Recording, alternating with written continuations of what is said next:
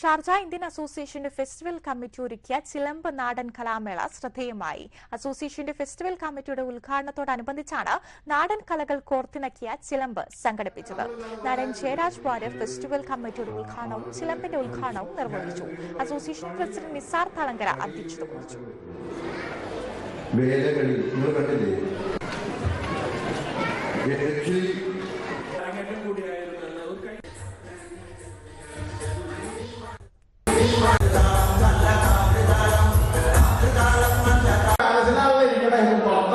കിട്ടുള്ളൂ.